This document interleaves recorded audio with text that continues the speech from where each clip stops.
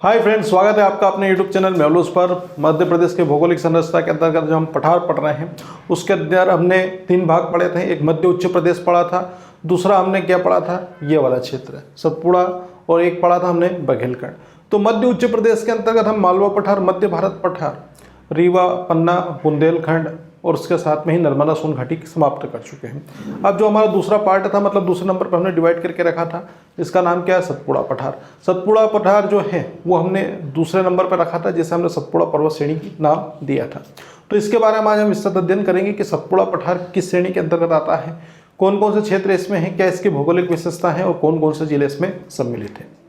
तो शुरू करते हैं। यहाँ पर पहला जो पॉइंट बनेगा आपका सतपुड़ा पठार के अंतर्गत, तो ये सतपुड़ा मेकल श्रेणी का भाग है। पहला पॉइंट यही बनेगा यहाँ पर कि किसका भाग है, सतपुड़ा। सतपुड़ा मेकल श्रेणी का भाग है जो नर्मदा नदी के समानांतर या समांतर दक्षिण भाग में है।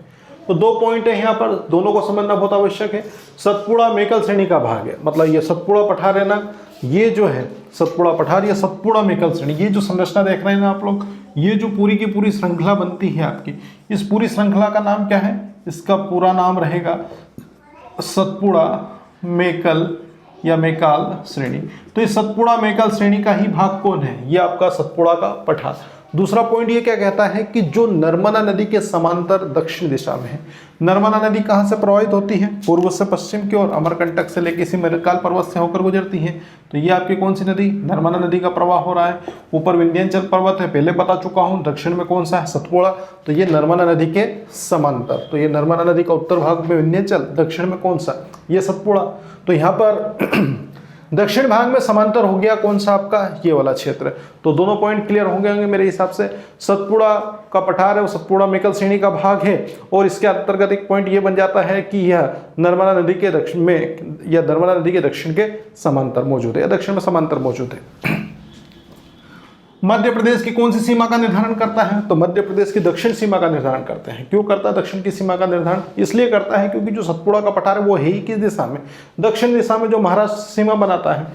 और मध्य प्रदेश के दक्षिण का राज्य है वो भी कौन सा आपका, महाराष्ट्र है। तो ये इंपॉर्टेंट क्वेश्चन बनेगा यहाँ पर, मध्य प्रदेश की दक्षिण सीमा का निर्धारण कौन सा पठार करता है। तो मध्य प्रदेश की दक्षिण सीमा का जो निर्धारण है वो आपका ये वाला सतपुड़ा पठार के द्वारा किया जाता है।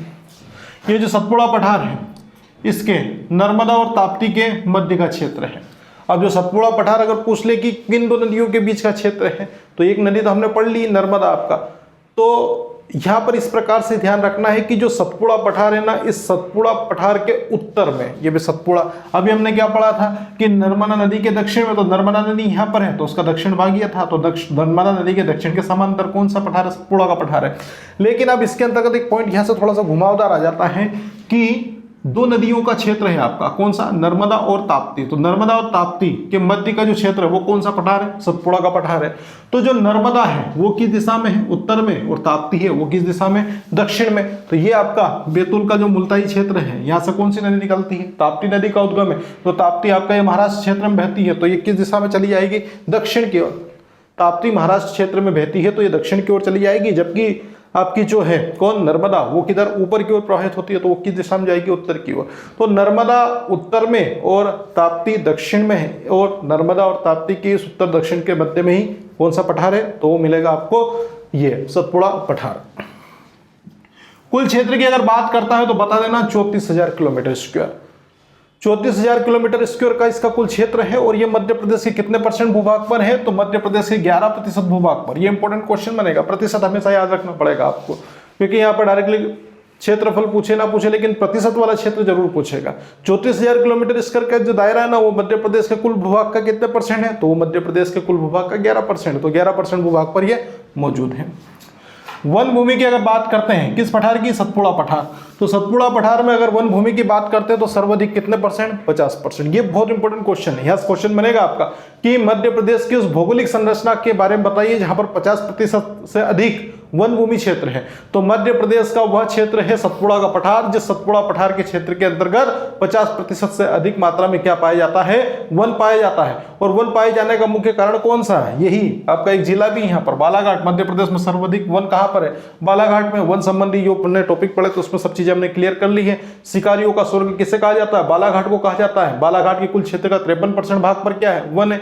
तो जिला जो पूछता है तो बालाघाट है और 53% भूभाग पर। यहां से क्वेश्चन इस प्रकार से बनेगा कि सतपुड़ा पठार के अंतर्गत आने वाला कौन सा जिला सर्वाधिक वन से घिरा हुआ है। तो सतपुड़ा पठार के अंतर्गत आने वाला आपका बालाघाट है, उस बालाघाट जिले का है 53% भूभाग, वो आपका किससे घिरा हुआ है, वन से घिरा हुआ है। जबकि मध्य प्रदेश में सर्वाधिक जो वन है वो 50% वन कहां पाए जाते हैं, तो वो आपके इसी पठार के अंतर्गत, सतपुड़ा पठार के अंतर्गत आते हैं। खनिज के बारे में बात करेंगे, वन भूमि हो गया, खनिज हो गया। खनिज की अगर बात करते हैं, तांबा, बॉक्साइट, कोयला, मैग्नीज, चूना। तांबा, बॉक्साइट, मैग्नीज, चूना और उसके साथ में ही क्या आपका कोयला, ये प्रमुख रूप से जो खनिज है ये कहाँ पाए जाते हैं, तो ये आपके सतपुड़ा पठार के अंतर्गत पाए जाते हैं। अब एक पॉइंट यहाँ पे ध्यान रखना है, इसकी ऊंचाई पूछ ली कभी, तो इसकी ऊंचाई ज्यादा ही है। क्यों, क्योंकि ये आपका क्या है, ऊंचा वाला क्षेत्र है। और हमने इसके पहले आपका कौन सा पढ़ा था, नर्मदा सोन घाटी, वो सबसे निचला स्तर था, वो निचला स्तर था जिसके कारण उसकी गहराई क्या थी, ज्यादा थी। तो वो हमने 300 मीटर के आसपास देखा था, पिछले वीडियो देखना जिन लोगों ने नहीं देखे हैं। तो ऊंचाई यहाँ पर सतपुड़ा पठार की कितनी है, 600 मीटर औसतन बताई गई है। ये बेसिक इंट्रोडक्शन हुआ किसके बारे में, सतपुड़ा पठार के बारे में। सतपुड़ा का पठार कहाँ पर है, तो सतपुड़ा का पठार बता देना कि मध्य प्रदेश के दक्षिण दिशा में मौजूद है। लेकिन अब एक क्वेश्चन यहाँ से क्या बनेगा, सतपुड़ा मेकल श्रेणी का भाग है जो नर्मदा नदी के समांतर किस दिशा में है, तो नर्मदा नदी के समांतर ये दक्षिण दिशा के अंतर्गत आता है। मध्य प्रदेश की कौन सी सीमा का, तो दक्षिण सीमा का निर्धारण करता है, कौन करता है, तो वो सतपुड़ा का पठार करता है। नर्मदा और ताप्ती नदी के बीच का जो क्षेत्र है, तो नर्मदा नदी जो उत्तर की ओर है, ताप्ती नदी दक्षिण की ओर, दोनों के मध्य के बीच में सतपुड़ा का पठार है। कुल क्षेत्र पूछता है तो 34,000 किलोमीटर की ओर बता देना, और मध्य प्रदेश का कुल प्रतिशत पूछता है तो 11% भाग पर सतपुड़ा पठार है।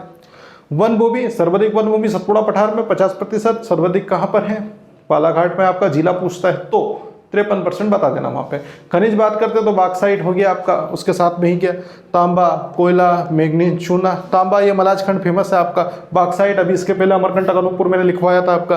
कोयला, कोयला किसके लिए प्रसिद्ध है, ये इसी क्षेत्र में तवा कोयला क्षेत्र भी यहाँ पे लगेगा। बहुत सारे आपके नीचे वाला जो क्षेत्र है यहाँ पर आपके कोयला क्षेत्र लग जाएंगे। मैग्नीज, बालाघाट, चूना, कटनी, ये जो क्षेत्र है आपका, और ये जो भाग बनाएगा ये खनिज उत्पादन के लिए इस समृद्ध बनाएगा। ऊंचाई पूछता है तो 600 मीटर, इसकी क्या बता देना, ऊंचाई बता देना। ये हमने पढ़ा किसके बारे में, विस्तृत संरचना। ये हमने विस्तृत जानकारी देखी किसके बारे में, सतपुड़ा पठार के बारे में। आगे बढ़ते हैं और देखते हैं इसमें वर्षा कितनी होती है। तो 75 से लेके 140 सेंटीमीटर वर्षा पर ईयर, मतलब वर्षा भी ज्यादा ही होगी यहाँ पर। 75 से लेके 140, 75 से लेके 140 सेंटीमीटर वर्षा प्रतिवर्ष किस पठार के अंतर्गत होती है, तो वो आपके सतपुड़ा पठार के अंतर्गत होती है। मध्य प्रदेश का वाटरसेट किस पठार को कहा जाता है, तो मध्य प्रदेश का वाटरसेट है वो आपके सतपुड़ा पठार को कहा जाता है। मध्य प्रदेश का वाटरसेट सतपुड़ा पठार को इसलिए कहा जाता है क्योंकि मध्य प्रदेश की जो अधिकांश नदियों का उद्गम होता है वो आपका सतपुड़ा पर्वत श्रेणी के अंतर्गत मौजूद, सतपुड़ा पर्वत आपका जो श्रेणी आ रही है उसी के अंतर्गत जो आने वाला सतपुड़ा पठार है उस पठारी वाले क्षेत्र से ही होता है। तो क्वेश्चन बनेगा मध्य प्रदेश का वाटरसेट किसे कहा जाता है, तो मध्य प्रदेश का वाटरसेट है आपका सतपुड़ा पठार को कहा जाता है, जो सतपुड़ा मेकल श्रेणी के अंतर्गत आता है। ये श्रेणी आपकी लगेगी। क्यों, मेकाल श्रेणी से कौन कौन सी नदी, नर्मदा, सोन, जोहिला, गोपद, बनास, वेनगंगा, ये पढ़िए यहां से। नर्मदा, सोन, जोहिला, गोपद, बनास ये हो गई, ये आपका क्षेत्र यहाँ से उद्गमित हो गई। उसके साथ में वेनगंगा, सकर, गार, तवा, छोटी तवा, और इसका कौन सा, ये आपकी सब नदियों का क्या होता है, उद्गम होता है। कहां से होता है, ये आपका वाटरशेड से। तो नर्मदा, सोन, जोहिला, गोपद, बनास, वेनगंगा, सकर, उसके साथ में क्या, तवा, छोटी तवा, और उन्हीं के बीच में आएगा आपकी गार नदी। इनका उद्गम होता है इसी सतपुड़ा पठार श्रेणी के अंतर्गत। अब ये सतपुड़ा पठार है, इसके बारे में हमने बेसिक इंट्रोडक्शन देख लिया है, लेकिन सतपुड़ा पठार से ज्यादा महत्वपूर्ण आता है सतपुड़ा मेकल श्रेणी के बारे में। सतपुड़ा मेकल श्रेणी के बारे में पर्वत के अंतर्गत भी मैं बता चुका हूँ एक बार, वहां पर और आपको डिटेल में मैंने बताया था किस प्रकार का वीडियो बना था। तो उसके अंतर्गत ही हम यहाँ पर एक चीज आप यहाँ पर क्लियर करते हैं कि सतपुड़ा मेकल श्रेणी के कितने भाग है। सतपुड़ा मेकल श्रेणी के 3 भाग है। पहला भाग कौन सा है, पश्चिम सतपुड़ा। दूसरा भाग है वो पूर्वी सतपुड़ा, जिसे महादेव सतपुड़ा के नाम से भी जाना जाता है। और तीसरा कौन सा, मेकल श्रेणी। तो एक एक करके हम पॉइंट को यहाँ क्लियर करेंगे। पश्चिम सतपुड़ा, ये वाला जो क्षेत्र पड़ रहा है आपका कौन सा, ये, तो ये कौन सा है, पश्चिम सतपुड़ा, ये पश्चिम वाला भाग है आपका। ये पूर्व दिशा, ये पश्चिम, ये उत्तर, और ये कौन सा, दक्षिण। तो ये पश्चिम सतपुड़ा है। तो पश्चिम सतपुड़ा के बारे में हम पहले जानकारी ले लेते हैं। कहाँ से मिलेगी, यहाँ से। पश्चिम सतपुड़ा है, इसका अन्य नाम पूछता है तो बता देना, बड़वानी की पहाड़ी और राजपीपला की पहाड़ी। जब नाम पश्चिमी सतपुड़ा है तो बड़वानी की पहाड़ी और राजपीपला की पहाड़ी क्यों बोला है, इसलिए बोला है क्योंकि ये जो क्षेत्र पड़ता है सतपुड़ा का, ये आपका राजपीपला पहाड़ी गुजरात से लगा हुआ है, और उसके साथ में ही मध्य प्रदेश में इसका विशेष क्षेत्र पड़ता है, वो बड़वानी की पहाड़ी है। तो बस पश्चिमी सतपुड़ा का अन्य नाम पूछता है तो बड़वानी की पहाड़ी, और सतपुड़ा के अंतर्गत आने वाली ही राजपीपला की पहाड़ी जो गुजरात का भाग है, तो राजपीपला पहाड़ी और बड़वानी की पहाड़ी के नाम से जाना जाता है। सबसे कम चौड़ा भाग कौन सा है, इस पठार के अंतर्गत बात कर रहे हैं, इस पर्वत श्रेणी के अंतर्गत बात कर रहे हैं कि सतपुड़ा मेकल श्रेणी के अंतर्गत सबसे कौन सा सबसे कम चौड़ा भाग, तो सबसे कम चौड़ा भाग है वो कौन सा है, पश्चिमी सतपुड़ा वाला। इंपॉर्टेंट क्वेश्चन है यहाँ पर। ये बड़वानी वाला पिछली बार पीसीएस में पूछा गया, एमपीपीएससी में आपका। प्रमुख जिले यहाँ पर देख लीजिए, प्रमुख जिले कौन कौन से आएंगे, प्रमुख जिले ये आएंगे। स्क्रीनशॉट लेने की आप गलती अभी ना करें जब तक मैं पूरे वीडियो को डिस्क्राइब ना कर दूं, क्योंकि मैंने पॉइंट इस प्रकार से लिखे हैं, जगह कम थी, डाटा ज़्यादा था, कंजेस्टेड जगह है, लेकिन आप स्क्रीनशॉट लेके जाएंगे तो यहाँ पे दिक्कत ये हो जाएगी कि यहाँ पर आपको मालूम नहीं पड़ेगा कि कौन सी चीज़ आपने किस पठार के अंतर्गत पढ़ी है, किस श्रेणी के अंतर्गत पढ़ी है। तो पहले आप अच्छे से समझ ले, इसके बाद स्क्रीनशॉट आराम से ले लीजिएगा। तो यहाँ पर देखिए प्रमुख जिले, पहला कौन सा है, अलीराजपुर। ये अलीराजपुर आपका पश्चिम सीमा से बना हुआ है, ये अलीराजपुर हो गया। उसके पास में कौन है, बड़वानी, ये बड़वानी हो गया आपका। उसके बाद में कौन है, खंडवा, यहीं पे आपके क्या आएंगे, खंडवा, खरगोन, बड़वानी के साथ में आपका यहाँ पर क्या आ गया, बुरहानपुर, और ये आपका क्षेत्र आ जाएगा। तो प्रमुख जिले में तो कोई दिक्कत नहीं आनी चाहिए मेरे हिसाब से। अलीराजपुर रख लेना आप लोग पश्चिमी सतपुड़ा के अंतर्गत, और पूरा निमाड़ क्षेत्र रख देना। पूरा निमाड़ है वो किस श्रेणी के अंतर्गत आता है, तो पश्चिम सतपुड़ा श्रेणी के अंतर्गत आता है, जिसमें खंडवा, खरगोन, बड़वानी, बुरहानपुर और इनके साथ में अलीराजपुर जिला सम्मिलित है। अब आगे बात करते हैं हम लोग किसकी, इसी के अंतर्गत, ये पश्चिमी सतपुड़ा, पहला पॉइंट ही चल रहा है आपका। असीरगढ़ पहाड़ी, कौन सी पहाड़ी, असीरगढ़ पहाड़ी, और नर्मदा नदी के मध्य का जो क्षेत्र उसे क्या कहा जाता है, निमाड़ का मैदान कहा जाता है। असीरगढ़ की पहाड़ी कहाँ पर है, तो ये बुरहानपुर में है। कौन से जिले में है, बुरहानपुर में। असीरगढ़ का किला भी पढ़ा था आप लोगों ने। तो असीरगढ़ की जो पहाड़ी है वो आपके बुरहानपुर में है, और असीरगढ़ की पहाड़ी और कौन सी नदी, नर्मदा नदी, ऊपर की ओर कौन सी नदी बहती है, नर्मदा नदी। तो इन दोनों के मध्य जो मैदान है उसे क्या बोलते हैं, निमाड़ का मैदान। इसलिए तो मैंने पश्चिमी सतपुड़ा की श्रेणी के अंतर्गत किसको शामिल किया, इसके अंतर्गत ही हमने आपके पूरे निमाड़ क्षेत्र, खंडवा, खरगोन, बड़वानी और बुरहानपुर को शामिल किया है। तो बस क्वेश्चन कहीं से पूछे बता देना कि असीरगढ़ पहाड़ी जो बुरहानपुर के अंतर्गत आती है, जिला लगता है, और उसके साथ में नर्मदा नदी के मध्य का जो क्षेत्र है वो क्या कहलाता है, तो वो ये कहलाएगा आपका निमाड़ का मैदान। ये जो आपका पश्चिम सतपुड़ा है कैसा है, नुकीला है, शिखर युग वाला है, ढाल भी है, भ्रंश भी मिलेंगे और कगार भी मिलेंगे, मतलब सभी संरचनाएं मिलेंगी। अब पठारी क्षेत्र में यही विशेषता होती है, नुकीले भी होगा, कगार भी मिलेंगे, ढाल भी होगा, भ्रंश भी होगा, उथला पुथला सब तरह की संरचना इसके अंतर्गत मिल जाएगी। कोई दिक्कत है यहाँ तक नहीं। तो आगे बढ़ते हैं। विस्तार कहाँ तक है, तो इसका विस्तार, किस विस्तार की बात कर रहा हूं मैं यहाँ पर, यह पश्चिमी सतपुड़ा के विस्तार की बात कर रहा हूं मैं। पूरे सतपुड़ा पर्वत श्रेणी के अंतर्गत बात कर रहा हूं। पूरा सतपुड़ा श्रेणी के अंतर्गत मैंने बात की तो 3 भागों में, पश्चिम, पूर्वी और मैकाल। लेकिन अब मैं यहाँ पर किसकी बात कर रहा हूं, मैं यहाँ पर सिर्फ इस वाले श्रेणी की बात कर रहा हूँ, पश्चिमी सतपुड़ा श्रेणी की। तो पश्चिमी सतपुड़ा श्रेणी की अगर बात करता हूं तो इसका कौन सा भाग लगता है, गुजरात का पूर्वी भाग। ये मध्य प्रदेश के पश्चिम में गुजरात है, लेकिन गुजरात के पूर्व में कौन सा पठार है, तो वो आपका सतपुड़ा पर्वत श्रेणी के अंतर्गत आने वाला सतपुड़ा का पठार है। तो इंपॉर्टेंट क्वेश्चन ये बन जाएगा कि गुजरात का पूर्वी भाग बनाता है, महाराष्ट्र का कौन सा, उत्तर में। जब मध्य प्रदेश के दक्षिण में कौन है, महाराष्ट्र, तो मध्य प्रदेश का तो दक्षिण हुआ, लेकिन महाराष्ट्र का कौन सा भाग हो गया, महाराष्ट्र का उत्तर वाला भाग हो गया। तो महाराष्ट्र के उत्तर में कौन सा है, यही आपका पश्चिम सतपुड़ा श्रेणी। और मध्य प्रदेश का कौन सा क्षेत्र, बुरहानपुर, बुरहानपुर के अंतर्गत अभी पढ़ा हमने कौन सा, असीरगढ़ पहाड़ी, इसी के अंतर्गत आपने देखा था। तो अब चीजें हो रही क्लियर। गुजरात का कौन सा भाग है, तो गुजरात का आपका पूर्वी भाग है, और महाराष्ट्र का उत्तरी भाग, और मध्य प्रदेश का यही असीरगढ़ वाला क्षेत्र, बुरहानपुर जिला सम्मिलित है। पहला भाग आया पश्चिमी सतपुड़ा श्रेणी।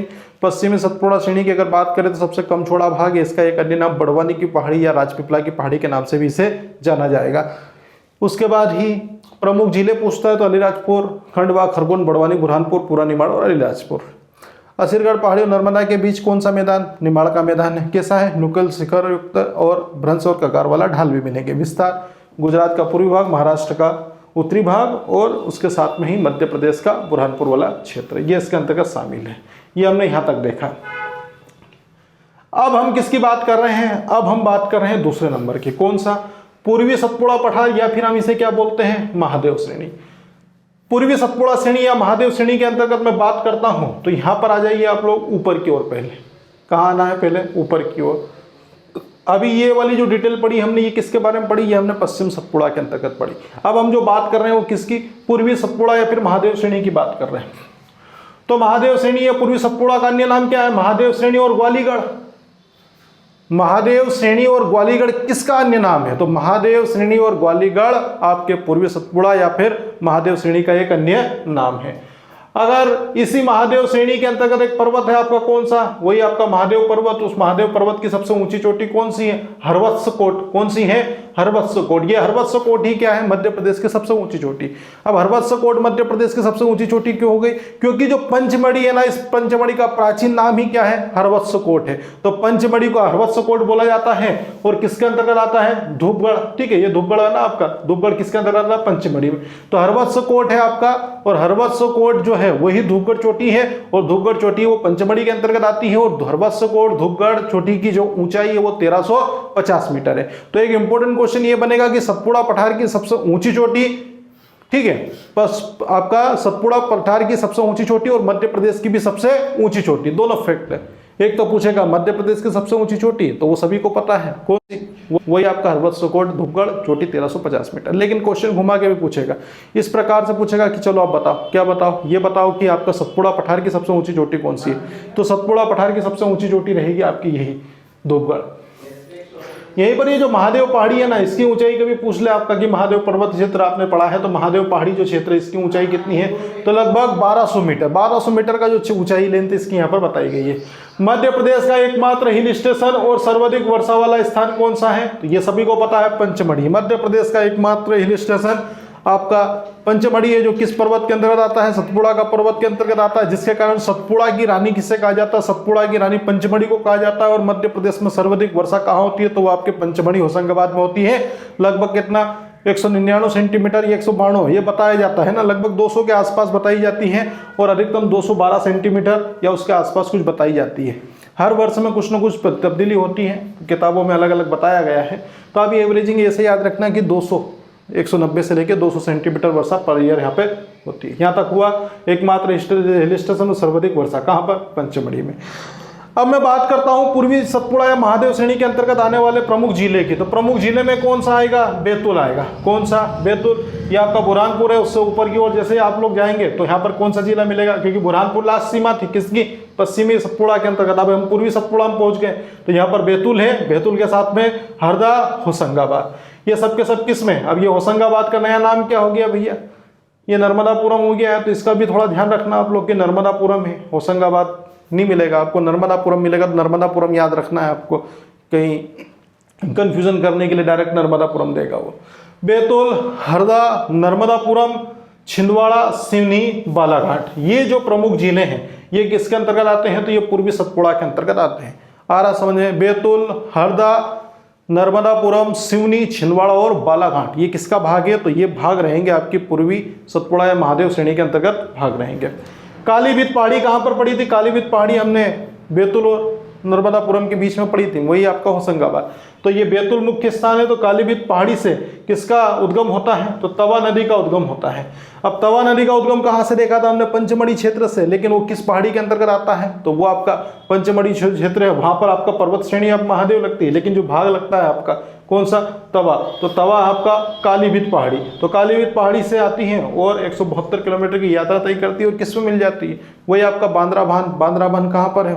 नर्मदापुरम में। किस में मिल जाएगी? नर्मदा नदी में। तो कालीभीत पहाड़ी है, उससे ही आपकी एक नदी तवा का उद्गम होता है। और तवा नदी है 172 किलोमीटर की यात्रा तय करती है। और मध्य प्रदेश की सबसे बड़ी नदी नर्मदा नदी में होशंगाबाद के बांद्राभान नामक स्थान पर मिल जाती है। ये हुआ। उसके साथ में ही पॉइंट ये ध्यान रखना है कि गोंड, बेगा, भारिया, कोरको, ये जनजाति कहाँ निवास करती है? तो गोंड, बेगा, भारिया, कोरको। सबसे इंपॉर्टेंट कौन सा है आपका? ये भारिया।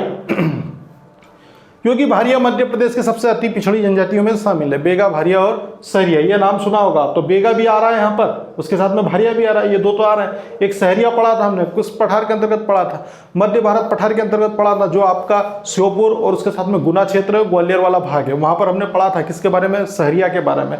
लेकिन यहाँ पर बेगा और भारिया है, ये मुख्य रूप से किसमें? यही आपका सतपुड़ा श्रेणी के अंतर्गत महादेव श्रेणी का भाग में निवास करती है। ये हुआ यहाँ तक।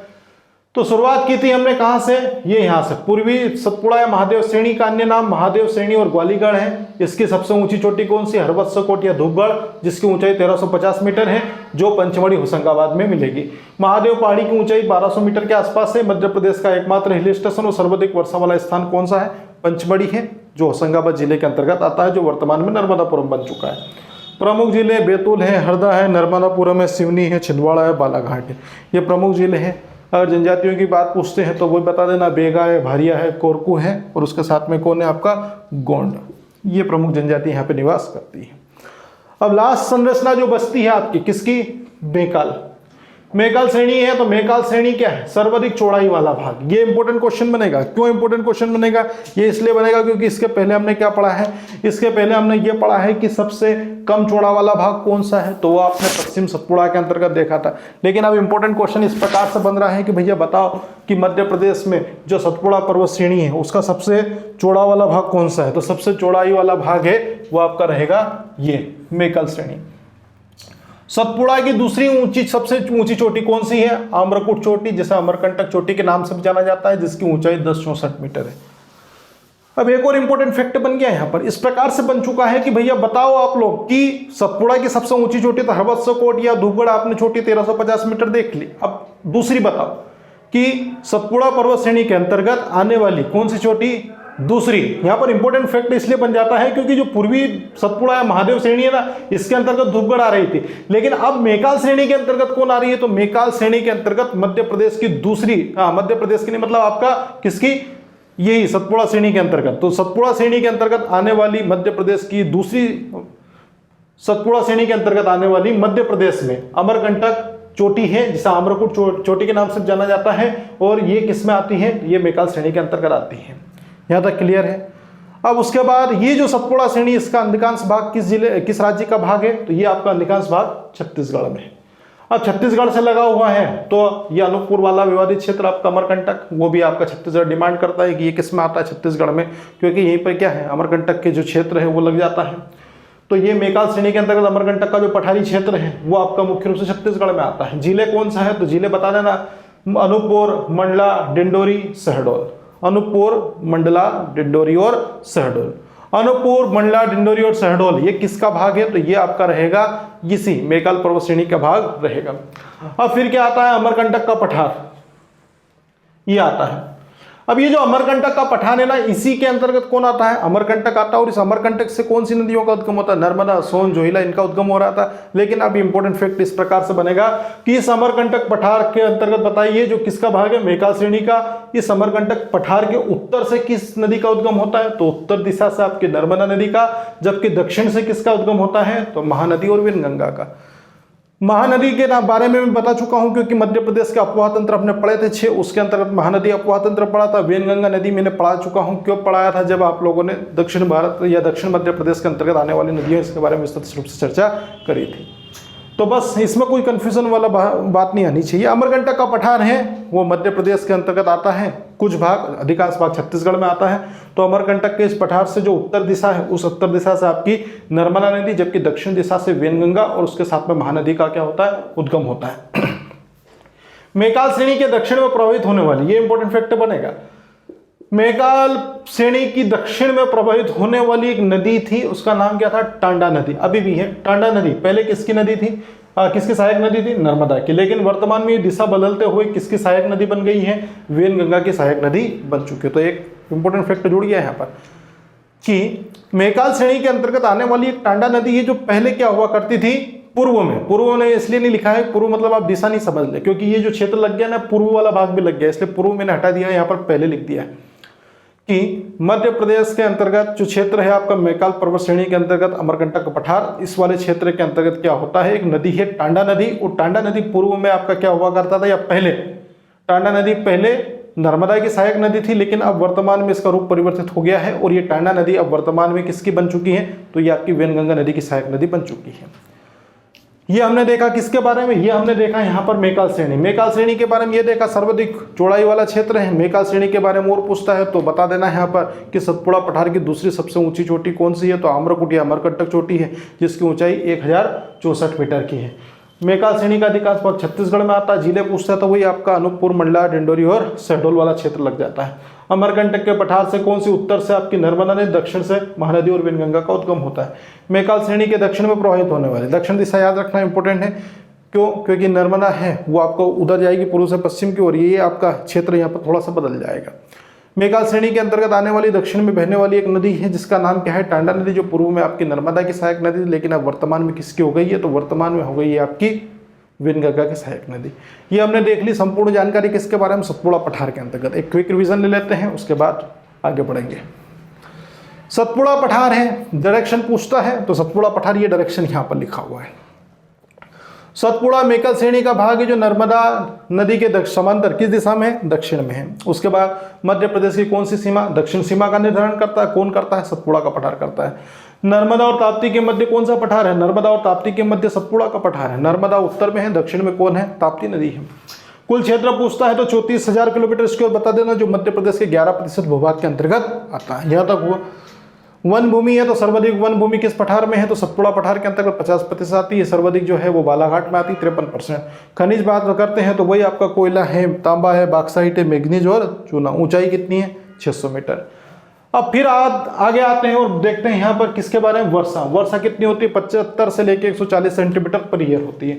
मध्य प्रदेश का वाटर सेट किसे कहा जाता है, तो मध्य प्रदेश का वाटर सतपुड़ा पठार को कहा जाता है। इसलिए कहा जाता है क्योंकि मध्य प्रदेश की अधिकांश जो नदियाँ हैं, इन अधिकांश नदियों का जो उद्गम होता है वो आपका सतपुड़ा पठार से होता है, जिसमें नर्मदा, सोन, जोहिला, गोपद, बनास, वैनगंगा, दूधी, सकर, तवा, छोटी तवा, इन सब नदियों का उद्गम यहाँ से हो रहा है।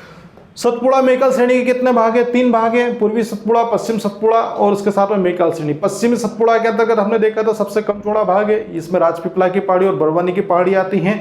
प्रमुख जिले पूछता है तो वही बता देना, अलीराजपुर, बड़वानी, बुरहानपुर, खंडवा और खरगोन। पूरा निमाड़ क्षेत्र इसके अंतर्गत आने वाली संरचना है। नर्मदा नदी और उसके साथ में कौन, नसीरगढ़ की पहाड़ी के बीच का जो क्षेत्र है वो क्या कहलाता है, तो वो कहलाता है निमाड़ का मैदान कहलाता है। आगे बढ़ते हैं, कैसा है, नुकीला, शिखर, ढाल, भ्रंश, कगार वाला क्षेत्र। विस्तार पूछता है पश्चिम सतपुड़ा का तो बता देना, गुजरात का पूर्वी भाग तक है, महाराष्ट्र के उत्तर तक और मध्य प्रदेश के बुरहानपुर तक है। दूसरी संरचना में हमने पढ़ा था पूर्वी सतपुड़ा, उस पूर्वी सतपुड़ा को क्या कहा जाता है, ये कहा जाता है महादेव श्रेणी। महादेव श्रेणी की अगर मैं बात करता हूं तो इसे महादेव श्रेणी और ग्वालीगढ़ के नाम से भी जाना जाता है। महादेव पर्वत के अंतर्गत हरबसकोट या दुग्गड़ चोटी है जो 1350 मीटर की है, मध्य प्रदेश की सबसे ऊंची चोटी और सतपुड़ा पठार की सबसे ऊंची चोटी है। महादेव पहाड़ी 1200 मीटर की है। एकमात्र हिल स्टेशन और सर्वाधिक वर्षा वाला स्थान मध्य प्रदेश में पंचमढ़ी है, लगभग 199 सेंटीमीटर बताई गई है। जिले पूछता है तो वही बैतूल, हरदा, नर्मदापुरम, सिवनी, छिंदवाड़ा और उसके साथ में ही आपका आ जाता है बालाघाट। कालीभीत पहाड़ी से कौन सी नदी का उद्गम होता है, तवा नदी का उद्गम होता है। 172 किलोमीटर की यात्रा करके बांद्राभान में मिल जाती है आपका नर्मदापुरम में, नर्मदा नदी में। गौड़, बेगा, हरिया और कोरकू जनजाति निवास करती है। आगे आता है मेकाल श्रेणी, सतपुड़ा श्रेणी की सर्वाधिक चौड़ाई वाला भाग है और इसी में मध्य प्रदेश की अंतर्गत आने वाला सतपुड़ा पठार की दूसरी सबसे बड़ी चोटी। तो सतपुड़ा पठार की सबसे ऊंची चोटी कौन सी है, धूपगढ़। लेकिन दूसरी सबसे ऊंची चोटी कौन सी, वो अमरकोट या अमरकंटक चोटी है, जिसकी ऊंचाई 1064 मीटर दी गई है। मेकाल श्रेणी का अधिकांश भाग छत्तीसगढ़ में, जिले अनूपपुर, मंडला, डिंडोरी और शहडोल। अमरकंटक पठार, ये डायरेक्शन है ना थोड़ा, अब जब भी भूगोल के अंतर्गत आप एमपी पढ़ते हैं या कोई सा भी भूगोल पढ़ते हैं, किस भी पठारी पढ़ो, पर्वत पढ़ो, जैसा भी पढ़ना आपको पढ़िए, लेकिन मैप, विदाउट मैप आप नहीं पढ़ सकते। ये मैप ऐसा है कि आपको एक डायरेक्शन दे देता है दिमाग में, कभी कुछ आपके डाउट्स वगैरह होते हैं तो वो क्लियर कर देता है। इसलिए जब भी आप पढ़ें यहाँ पर, ये मेरे पास इतनी टेक्नोलॉजी नहीं है कि मैं आपको एक तरीके से प्रोजेक्ट के ऊपर पूरा कंप्लीट करके दिखा पाऊँ, ठीक है। तो आप लोग जब भी आप शुरुआत करते हैं पढ़ने के लिए, तो आप थोड़ा सा कुछ भी चीज़ें पढ़ें, आप उसको डायरेक्शन एक तरीके से क्या करें, एक डायरेक्शन बनाते उसको भूगोल के अनुरूप ही पढ़ें। भले कुछ भी पढ़ रहे हैं आप लोग जो आपकी कॉम्पिटिटिव एग्जाम से रिलेटिव हैं, तो वहाँ से आप जब भी पढ़ेंगे तो उसको आपको दिमाग में क्या होगा, एक चित्र छपेगा, तो आपसे क्या होगा, कभी भी कोई चीज़ गलत नहीं हो पाएगी। अमरकंटक पठार के उत्तर से नर्मदा नदी, दक्षिण से महानदी और वैनगंगा नदी होती है। मेकाल श्रेणी के दक्षिण वाले भाग में टांडा नदी थी, जो पूर्व में आपका, पूर्व मतलब पहले की बात कर रहा है ना, नर्मदा की सहायक नदी, वर्तमान में किसकी हो गई है, वो वैनगंगा की सहायक नदी हो गई है। वीडियो समाप्त हुआ। वीडियो अगर आपको पसंद आया तो वीडियो को लाइक एंड शेयर करें, चैनल को सब्सक्राइब करना ना भूलें। मिलते हैं। अब लास्ट वीडियो बनेगा आपका कौन सा, पठारी क्षेत्र के अंतर्गत बघेलखंड का पठार।